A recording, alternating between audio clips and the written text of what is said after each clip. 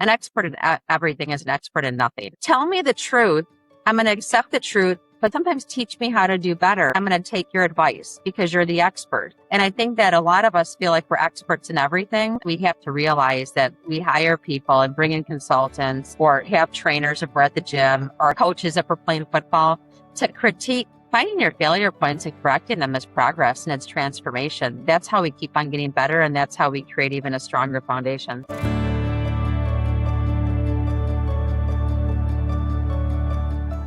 Welcome to Beyond the Bedside, a podcast by Peak Recruiter where we spotlight the healthcare leaders, innovators, and change makers shaping the future of care. We believe leadership in healthcare extends far beyond titles and job descriptions. It shows up in how organizations build teams, improve systems, support patients, and create cultures that are ready for change. That is what this podcast is all about. Real conversations with leaders who are helping move healthcare forward. Today, I'm excited to welcome Michele Kadlec, Strategic Advisor with Kontiki Strategic Health Advisors. Michele brings deep expertise in healthcare operations, revenue performance, managed and value-based care, physician practice, transformation, and organizational change. Her work focuses on helping healthcare organizations better understand where performance breaks down from patient access and scheduling to charge capture, documentation, collections, and value-based care performance. She's also the author of the Pre-Game Scouting Report, Understanding the Healthcare Competitive Landscape. The premise is powerful. In sports, no teams take the field without understanding the opponent, the rules, the scoreboard, and their strategy. But in healthcare, organizations often try to win operationally and financially without fully understanding the game that they're in. So today, we're going to talk about Michele's new book, The Healthcare Competitive Landscape, and what leaders need to know if they want to stop leaving revenue on the table, improve their execution, and build systems that actually perform. Michele, welcome to Beyond the Bedside. Thank you. Really appreciate it. Well, it's great to have you today. I'm really excited for our conversation. And Michele, your book is called The Pre-Game Scouting Report, and the introduction makes a strong point. You can't win a game that you don't understand. What led you to write this book, and what do you think healthcare leaders most need to understand about the game they are playing right now? This edition of the book is called Playing to Win in Healthcare. And the reason I wrote it is I've been doing this work for 30 years and just have found that so many organizations have siloed work paths. And I feel that if you take a team, and I would talk about football a lot, but we talk about football and creating plays. So the NFL, they're going to have plays, they're going to execute practice. They're going to have offense and a defense. They have practice teams just to really work you hard to make sure you could execute it. You get in the game, and if you can't score a touchdown, whatever you created, however hard you think you practiced, if you're not winning the games, what you produced isn't efficient. And I think that sometimes in healthcare, number one, healthcare differs from other industries because people don't want to be blamed, but it's not being blamed. It's actually being helped. And so if you take the tech industry, they push things out all the time. They want innovation. They want to do things quickly. They want to be on top of their industry. The people that are pushing things out take accountability and they're going to fix the bugs. It's okay to push things out, but if they're winning by pushing things out, they'll fix the bugs and there's no blame. It's accountability and it's just learning. In healthcare, sometimes I feel that there's a bit of a pause because if you find something that isn't working as well as, let's say, national benchmarks, or that isn't executable and you're not able to make budget, you're upside down on what you pay the doctors with worker reviews and then what you're collecting. And if you don't really understand that, it's great that you might have enough doctors. It's great that you might have enough visits. But if you're not looking end to end from your scheduling, your payer mix proportionate to the area that you're in, and then making sure that you're capturing the codes, getting paid for the codes, getting paid the payer portion and the patient portion, if all those boxes aren't checked, you're not going to look at the scoreboard and see that you scored a touchdown. You're not even scoring a field goal. You actually just turn the ball over and you're thinking you're executing a play and they're in the other end zone saying, woo. And so I just think that there are a lot of good people in healthcare, but you need to play as a team and you need to encourage each other, push things forward, find your failure points and celebrate them. And then you fix them and you sustain that correction.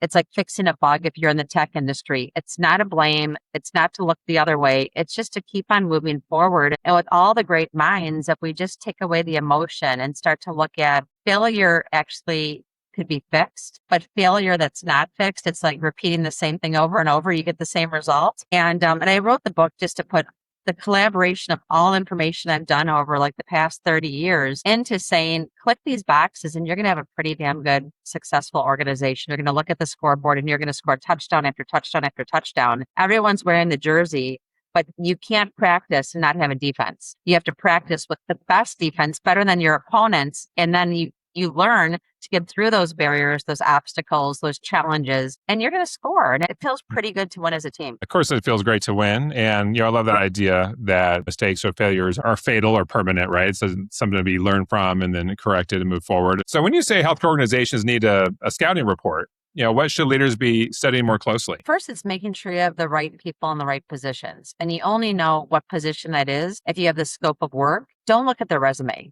I mean, you could look at stats, and you find that all the time in sports, and that's why I constantly use the analogies. You can't have your best, quarterback playing wide receiver. You can't have that, running back that's 5'5" one day saying, hey, I think that you get a promotion. You'll make more money if you go replace our wide receiver. And then you have someone defending him that's 6'5". You set people up for failure, and they may think they could play the position. They may want the promotion. It might just be they've been around a long time and they were looking for that next big bump up, but you're creating failure for the entire organization and letting the organization down. You need to make sure you're hiring the right people.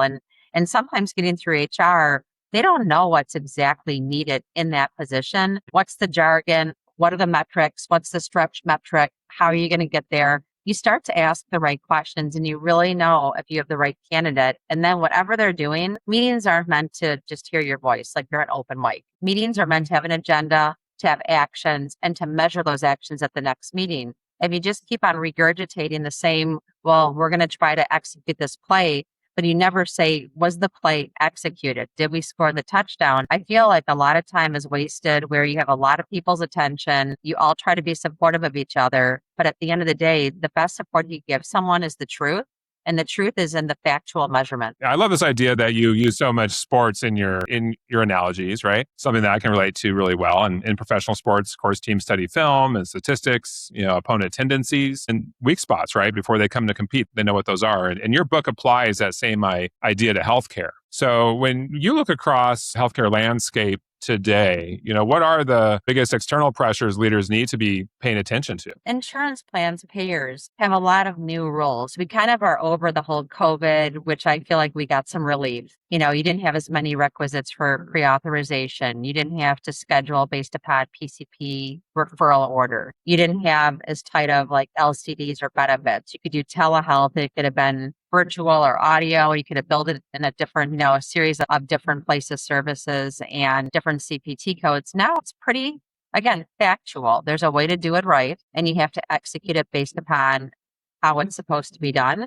And I think that, with transformation, systems have to be prepared that things are tightening up, not because insurance companies don't want to pay the bill. It's because insurance companies are also under pressure, and you're looking at an aging population, a higher acuity population. Technology costs money, but if you're doing things the right way, you should have your CIN, your clinically integrated network, be able to take care of patients, potentially less volume because you're doing the right things prospectively. When patients go to see their PCP, what is the foundation? Well, the foundation is for that visit.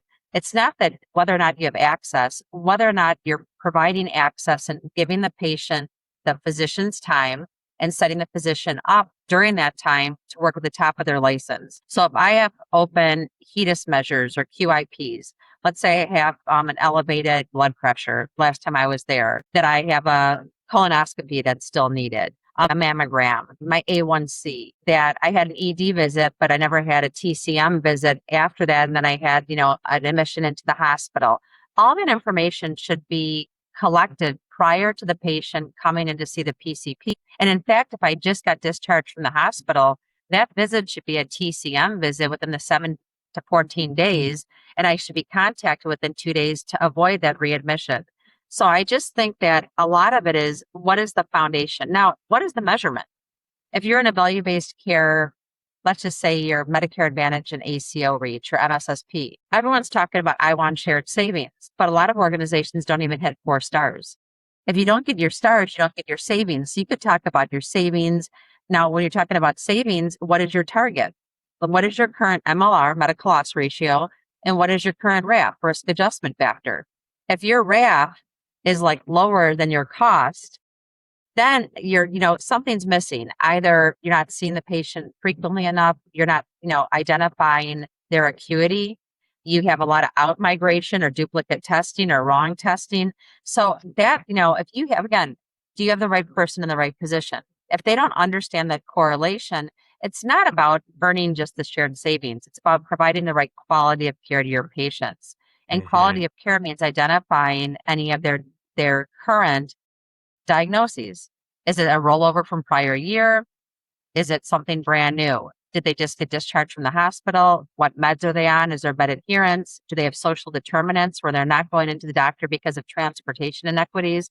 When you really have a team or a person or people that understand that, your foundation is we want to provide access and we want to make our 4 stars. That's a quality measure. And then Mm. your 4 stars, do you even know what those metrics are? And then are you going to attain them? And how do you actually, again, actions and measurement? How are you showing everybody with one lens what your score is? And then if everyone understands, well, we're behind, how do you catch up? If everyone understands that, it's 0 to 0 or, oh, we just threw away the scoreboard. It doesn't feel good. It's like playing golf. Sometimes I don't want to keep score, you know, one trying your third mulligan, it's like, you know what? I'm not going to keep score. This is a fun day. And I'd rather, keep the right score and make myself better or just chalk it up as it's fun. Well, when you're at work, you need to keep score. And so every mulligan counts. And I think you need to say as a team, do we have the right people in the right positions? Are we on the right track? Do we have the right access? And have we included the end users in how we create the play? Do the doctors feel overwhelmed? Value-based care is not about more volume. Value-based care is about being efficient, being prepared, prospective, preparation, right from the scheduling point or identifying who has open measures, who has chronic conditions that aren't in a CCM program, who has social determinants. If you really Hmm. get that, you're like doing the best you can do for the patients. And now as a team, it's like just keep on getting better, provide Hmm. more access, reduce the cost, get them out of the hospital, have an AS, you could have a cath lab, an endo center, you could have urgent care, you could have hybrid PCP offices with expanded, access, and you could have urgent care. And I just think the more we could do to give our patients peace of mind that they could get into the office, the better we could take care of them and reduce those unnecessary ED visits, unnecessary medications, unnecessary admissions.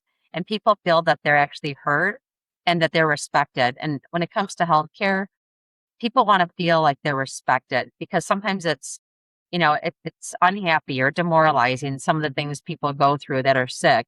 Make them feel special because we're in healthcare. I'm in healthcare to make people feel special. The patient's number one, and then your team around you has to feel like they're valued for what they do, but you also have to hold them accountable for doing what they're supposed to do. Things have changed a lot last couple of years in particular, right? Since the pandemic. And so how has payer behavior, patient financial responsibility, Medicare Advantage and the documentation requirements changed the way that these organizations need to operate, for our listeners? What are some of the ways that it has changed and what they should be doing about that? Yeah, if you have a patient panel that historically was Medicare, Medicaid, you didn't have a lot of requisites for pre-authorization. They were pretty open, let's just say LCDs or benefit. You move into managed care, and now you have a lot more requisites for making sure the patient's referred properly, making sure that you get authorization, making sure that not only do you get authorization, let's say for a surgery, but if they're add-on CPT codes, so add-on procedures, day of surgery, you need to process for retro authorization to capture those. Otherwise, your billing department can say, yes, the claim was paid. But the question that I like to ask is, was everything that was performed paid? Did we pay doctors on a work RVU? And do we actually get paid for each one of the CPT codes that it could be a HCPCS code or CPT? If we paid the physician, which they should be paid and we should capture everything, did we get compensated for that? And then when you break down, did we get compensated? Were we paid correctly by the insurance company and were we paid the patient out of pocket amount? And when you start to really look at it through that lens, I'm always about creating a strong foundation. And if you know what you're looking at, but if it's fragmented and you just say the claim was paid and no one asks the question, was it paid properly at the right Hmm. rate? You capture everything. And then, on behalf of the doctors, when they're paid work RVUs, did you capture everything they performed? In the systems, a lot of things are never captured. You forget to add it to a claim. The doctor goes and uses a third party ASC or endo center didn't, have the same EMR and no interoperability. They have to like bring you like a super bill or bring you some kind of chart to say, could you build this out? So sometimes just the fragmentation or the siloed workflows will cause some of those disruptions. I just think that, if you really have visibility into what you have to do, and the book, it really has check marks. If you do this, this, this, and this, you're going to get the outcome you expect. You start to skip, and that's not going to happen if you don't check every box. And I just think everyone feels trust, and trust is what really drives performance, because you trust your teammates. They're going to block for you. They're going to catch for you. They're going to support you. And you're going to make mistakes like in the tech industry. Fix the bugs. It's okay. One of the themes in your work is that many healthcare organizations aren't failing because they lack talented people. And I certainly meet talented people every day, so I'd agree with that. But they are struggling because systems around those people are not clear, visible, or accountable. So why do hospital systems, medical groups, and physician practices, consistently leave revenue on the table? It's a process flow. It's the bookends. So it all starts pre-registration. Do you have the right insurance, the right filing order? If I put somebody down for an appointment and say they're Medicare, but they're really Medicare Advantage, and Medicare Advantage required authorization of the service, Medicare didn't. Well, the patient technically has Medicare, but it's Medicare Advantage with different rules, and you're not going to be paid. So I think that a lot of what I would consider to be sometimes even invisible is that you'll know if a claim is denied if you capture the claim. You won't know if the claim is paid properly if you don't have a reconciliation. And even more so, you won't know if you captured everything if you don't have an inventory management for your biologics, your gels, your DME POS, your vaccines. And a lot of systems don't have a process. They don't have, we purchased 100 Zolars, 100 Zolars were administered. We got paid for the drug and the administration. We got paid from the payer and the patient. You do that and you don't leave money on the table. And I think that you also have to look at your payer mix. You want to have a proportionate payer mix to your community. I want to provide great care to Medicaid. I want to provide care to uninsured. I want to provide care to commercial patients, their families, because communities typically, a lot of them grow, and you want to be able to have the money to reinvest in your infrastructure to provide better access and recruit the best doctors, the best nurses, and the best medical assistants. And so you can't do one without the other. I always say that, you can't have a mission without having a margin. And you just have to make sure that you're checking those boxes. You don't have to work harder. And you also have to accept the truth. It's like I go to the gym and my trainer says, get on the scale. And if I gain 5 pounds and either I say, ooh, I don't want you to tell me my weight, that's a disservice to me. That's a disservice to my trainer. Or if I'm paying the trainer's like, you look amazing. And I'm thinking, I just had a gallon of ice cream over the weekend. It's like, tell me the truth. I'm going to accept the truth, but then sometimes teach me how to do better. And I'm going to take your advice because you're the expert. And I think that a lot of us feel like we're experts in everything. An expert in everything is an expert in nothing. I mean, we have to be able to realize that we hire people and bring in consultants or have trainers if we're at the gym or have, coaches if we're playing football to critique. Finding your failure points and correcting them is progress and it's transformation. That's how we keep on getting better. And that's how we create even a stronger foundation. So, when they're leaving, the revenue on the table, and thank you for expanding on some of the reasons why that happens or areas, would you consider that to be more of like a revenue cycle problem, operations, or kind of a leadership visibility issue? Sometimes just a cultural. I mean, people don't like to hear the blame game, but I look at it as forward progress. So if you change the culture to believe that we're in a meeting to find our faults, to fix our bugs, but to keep on moving forward, not being afraid that someone's going to find a bug. Let's move forward so we provide the best care for our patients. Let's move forward so that we keep on expanding access and technology. I just think that if you change the narrative, you change the result. And then bringing in new people is exciting. New ideas, new visions, better ways to do things. I don't think complacency and being stagnant is going to help anybody get better. I go play pickleball, and if I win a tournament, I'm not going to enter the same level of tournament because I know I just won. I want to go a step up. Now I might get my butt kicked, but then I go to a trainer, to a coach, and I say, let's watch the video. What did I do wrong? I practice to perfect it, go to the next tournament, win it. Now I'm going to go to the next one. I'm never going to be comfortable saying, I'm going into this tournament, I'm going to kick everybody's bottom. Like that doesn't feel good. I want to go in saying, if I don't play my best game, I'm going to look like a piece of poop because I have to be at my A game to keep on performing and advancing. I'm not going to be happy just winning because I lowered the bar.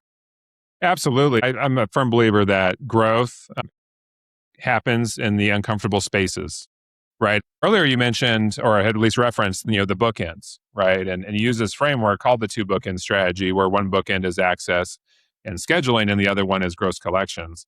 Can you explain that framework for our listeners and why leaders need to understand that entire financial journey from the first patient touch point all the way through payment? Yeah, I'll start with the end of the bookends, and that's gross collections. If you're purchasing anything, you have to pay for it.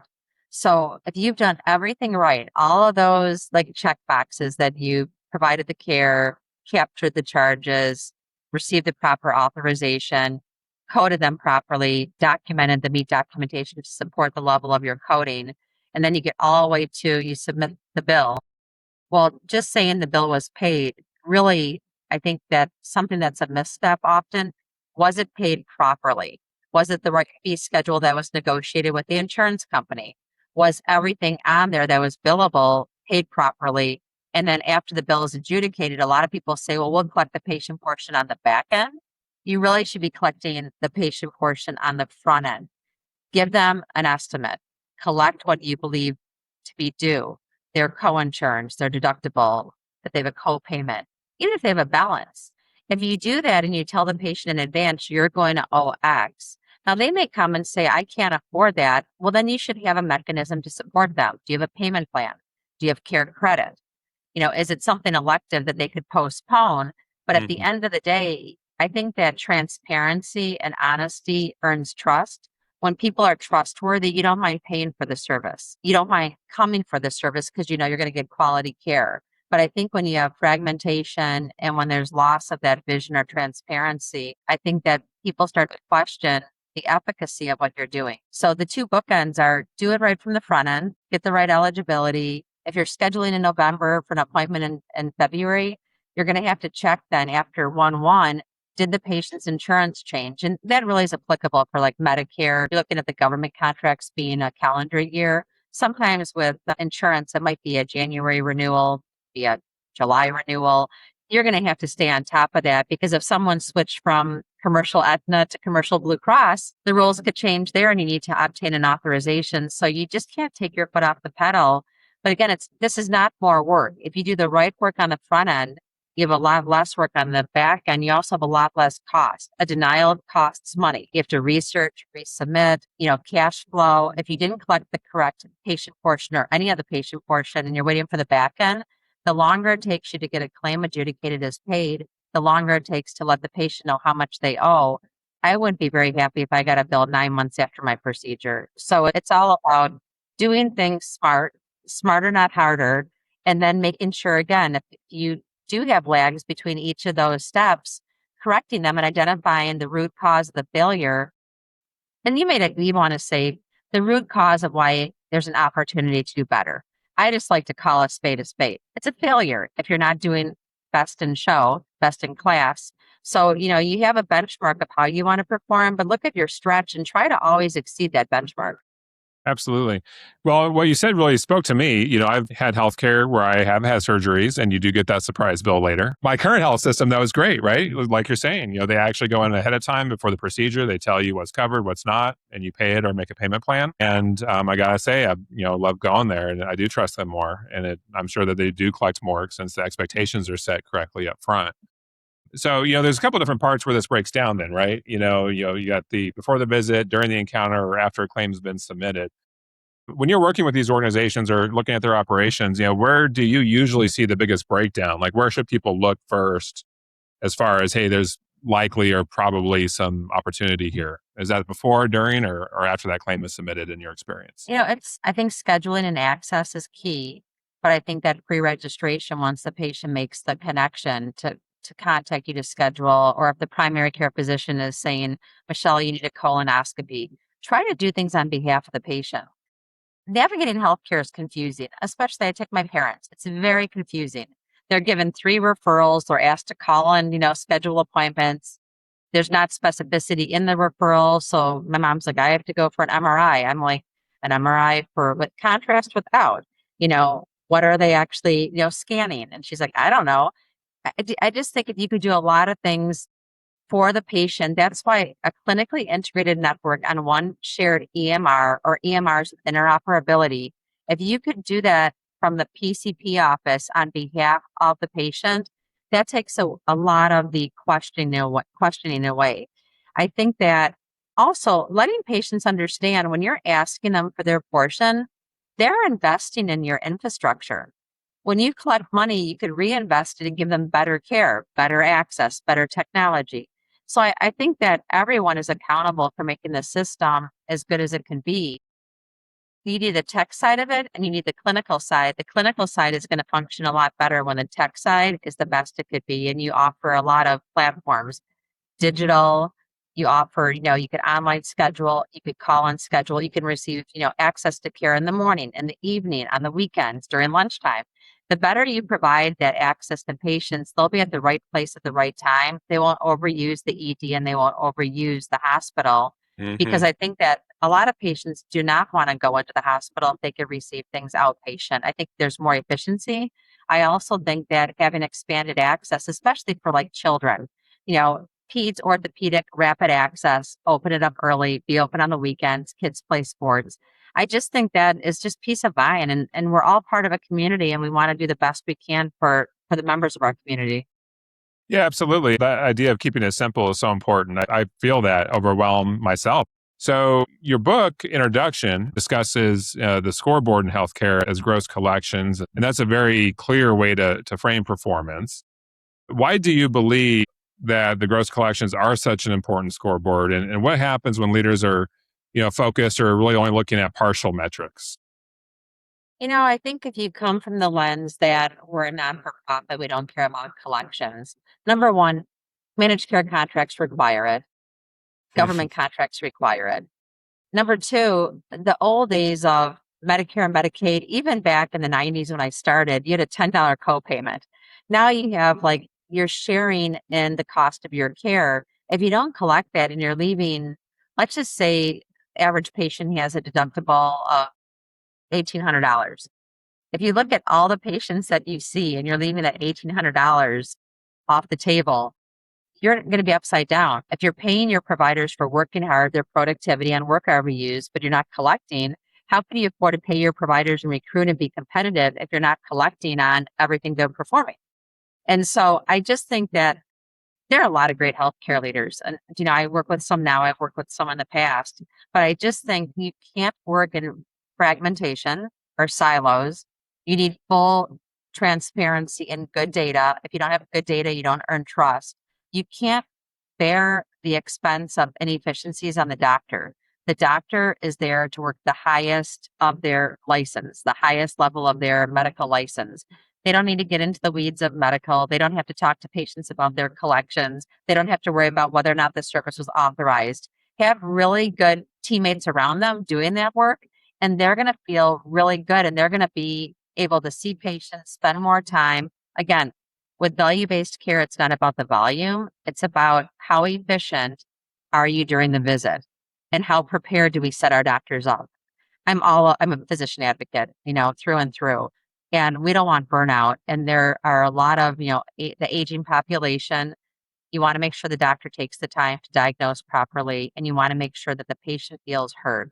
And the older patients get, if you have a higher acuity patient pop, again, your RAP capture, but a higher acuity patient population, they have a lot of care needs.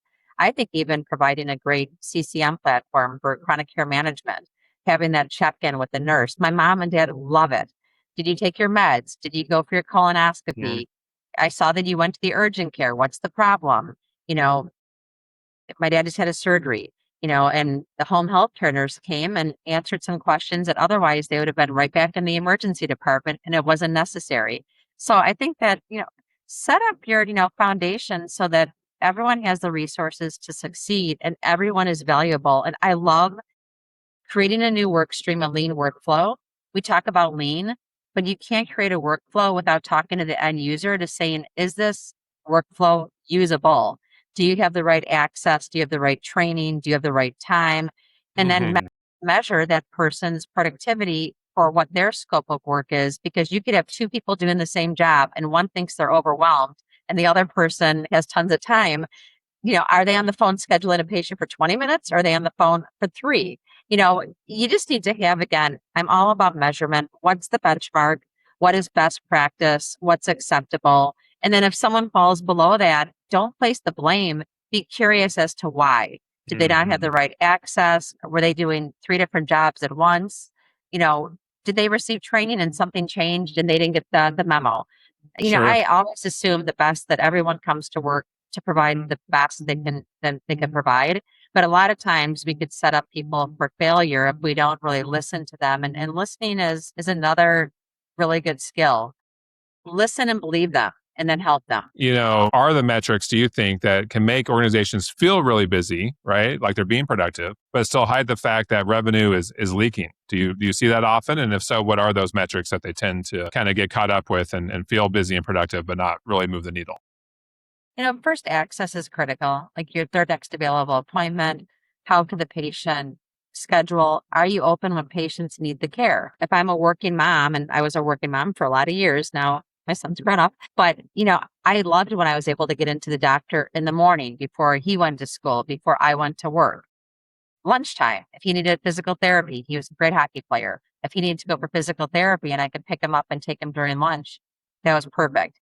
Evenings, weekends. If you really have a proportionate share of commercial, Medicare, Medicaid, some working, some retired, some home, are you really providing the right access and the right hours of access? So I think that's so critical. Telemedicine helps, with some of it. And I think home healthcare, visits are really phenomenal.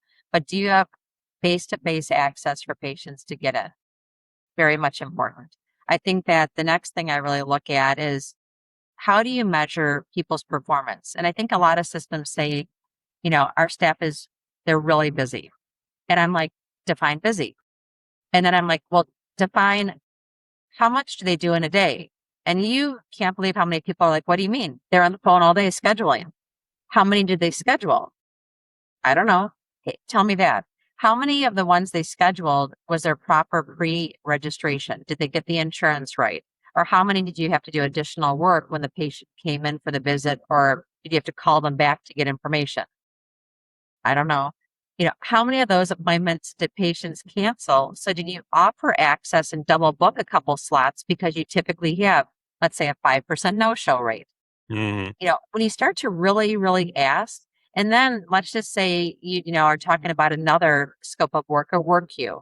I'm looking at claims before they go out the door, claim edit, charge review.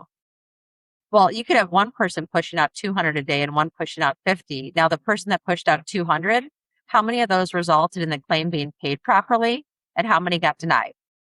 Versus the person doing 50, did they get all 50 like spot on, and the other person doing 200, 190 got denied?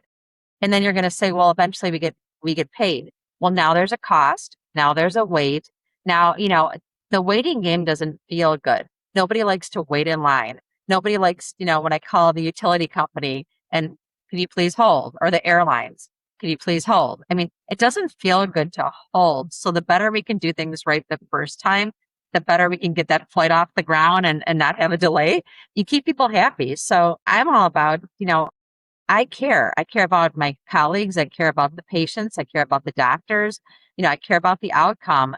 But you really have to understand what you're measuring and create that stronger and stronger foundation, and not be afraid to have someone tell you that you could have done something better, your failure points.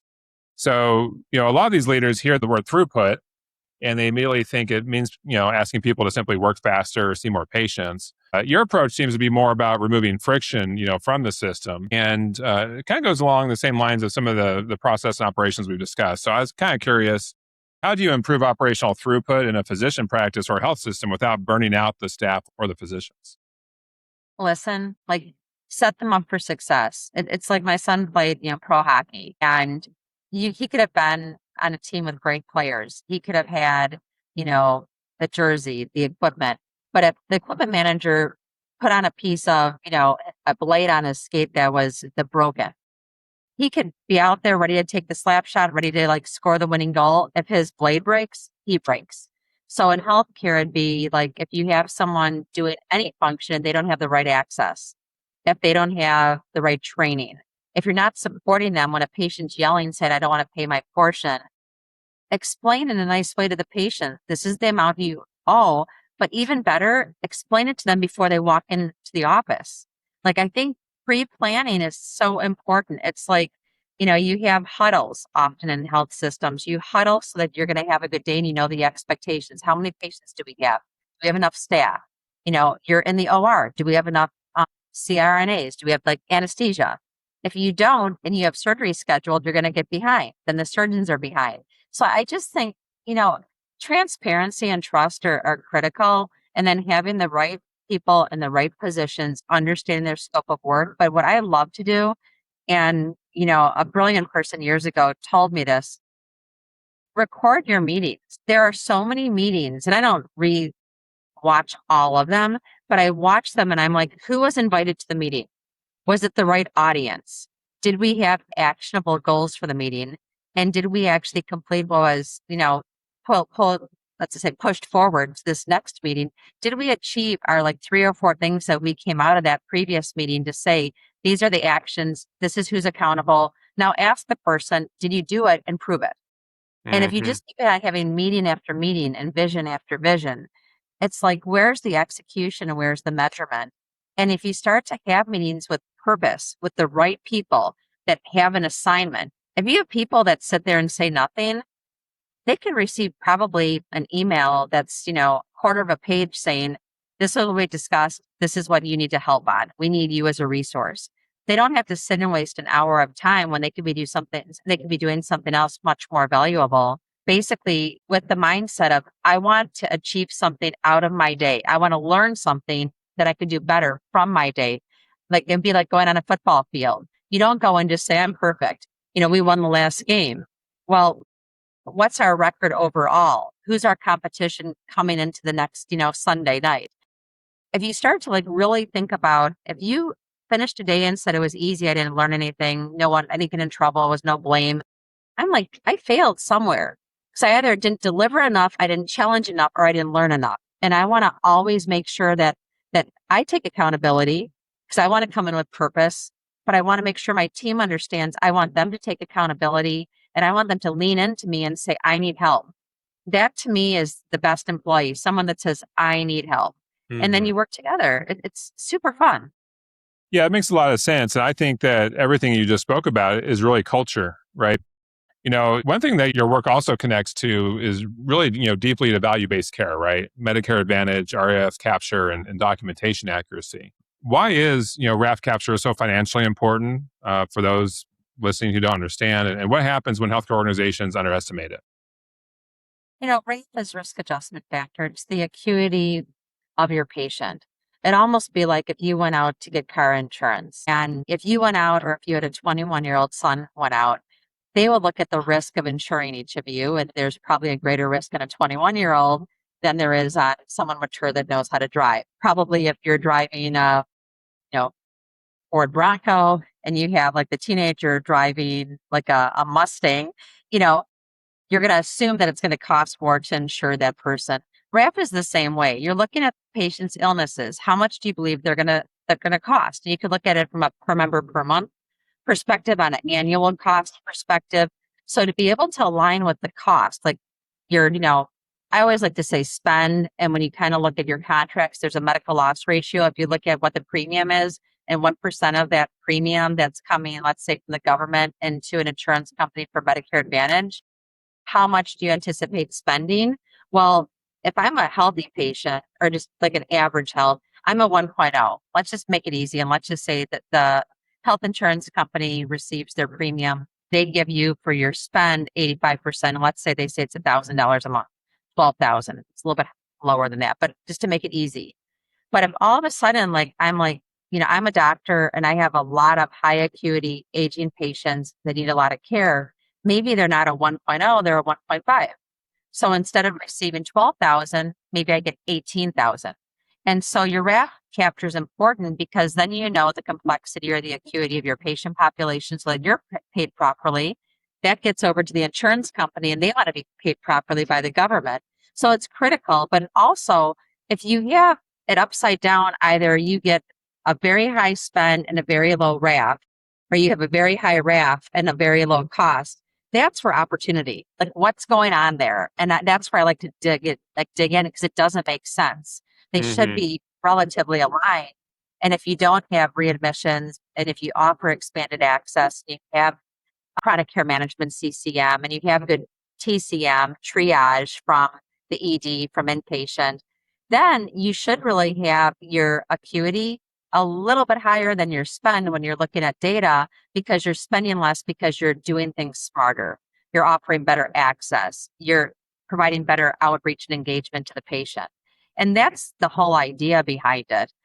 Very critical, I think, but I think having a good TCM program, a good CCM program, good access, and you don't want patients calling and then either not knowing what they're calling a schedule because the order is not put into the EMR, so the office has no idea, or you have patients going out of network where they're not sharing an EMR, so you really can't have that collaboration between physicians and APPs and nurses to make sure you're providing the best care, and you don't want duplicate testing. That's where you're going to start to like hemorrhage the cost. And I think that the system makes total sense. And yeah, I love where I'm working and I think people do it really well. But I think that just having that transparency and that trust is important. For the folks that are watching who are leaders that are still operating in a kind of a fee for service mindset, what do they need to understand about, how the rules have changed? Yeah, like fee for service. So everything you do, you're technically paid for, you bill it. That was always the notion that, more volume, more money. But I still think it's important to do the right thing, right documentation. Look at your EMR. Just honestly, some they just really look and say, are our problem lists accurate? Or is there old stuff on the problem list? Are we providing the patients with as much as we can provide during the visit? So they come in for an annual wellness visit. Well, at the same time, do they have a problem that they want you to address? Can you bill for an annual wellness visit? And could you bill with the 25 modifier, so a GO 439 with a 99213 with the 25 modifier. But then while they're there, did, your nurse, your APP, or you, was there advanced care planning? Was there a depression screen? Was there med adherence? Was there, let's say, alcohol misuse? Was there tobacco cessation screening? Like, did you do everything? But even ahead of that, if I haven't had a colonoscopy and I have high risk, or I'm just doing one for wellness, did I have that done? Did I need lab work? Did you prescribe to me medications I never filled? Did you tell me to go see a cardiovascular surgeon and I didn't go for the visit? Like close the gaps, get to the visit, do the most you can do in the visit to help the patient and make sure you're listening to the patient. If you listen and then you explain and then listen again, do you understand what I told you? I think that then great documentation on the EMR and patients having access, let's take Epic on my chart, then they can look at it. And if they clearly don't understand, then hopefully they've allowed caregiver, a child, a spouse, someone to have access so they could help them interpret.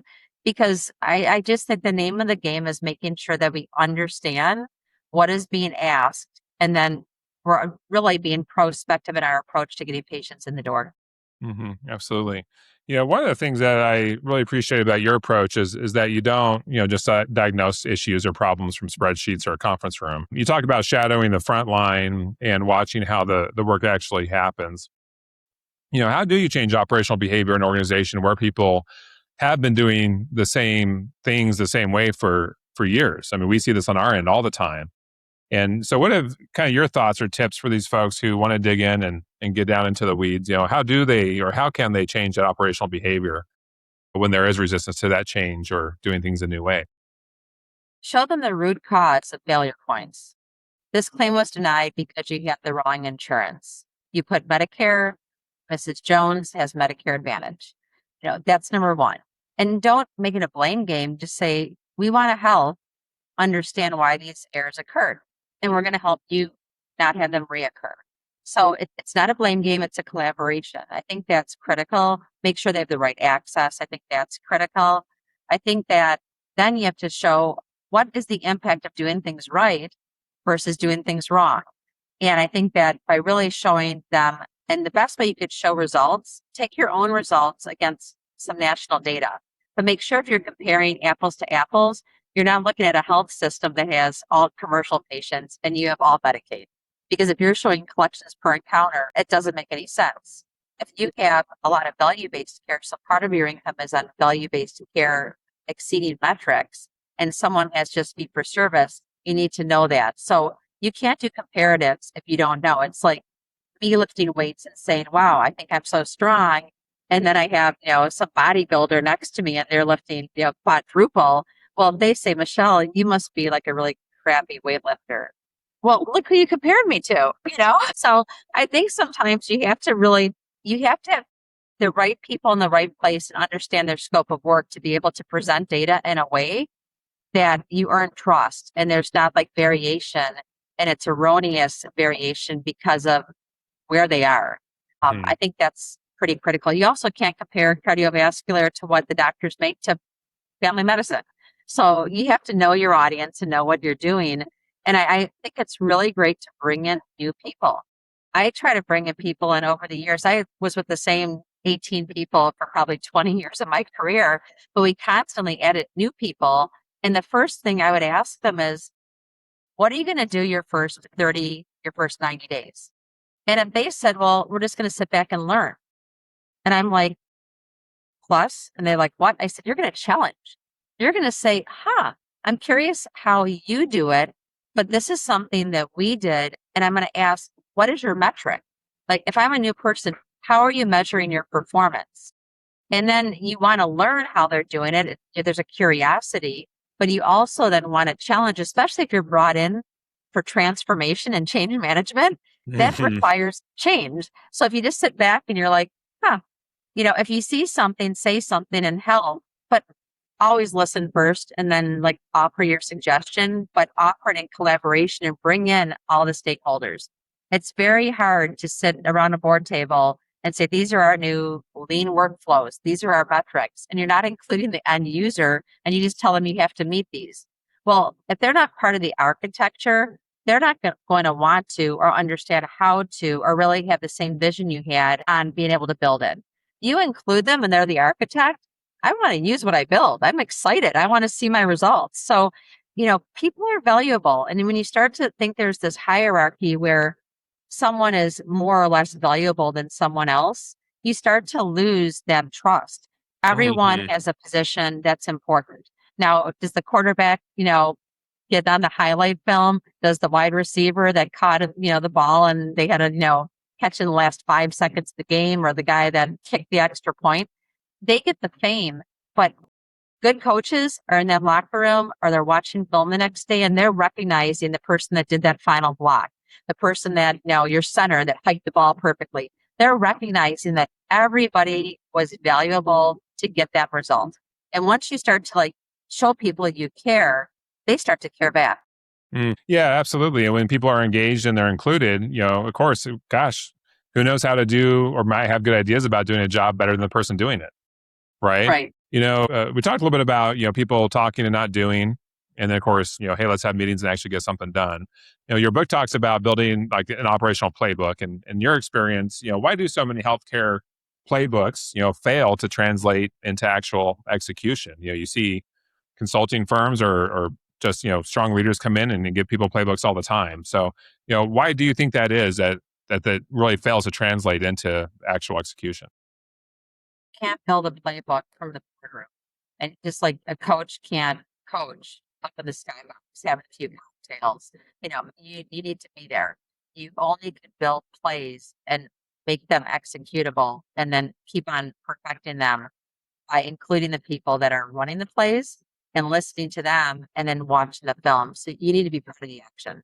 And I think that a lot fail because you have someone that may not even be in town trying to create these things. Well, you need to create them by making sure you're looking at the end user and could they execute the play? You can't set people up for failure. So you need to know, who do you have in the positions? Are they the right people? Have they been trained? Again, I'm going to say access.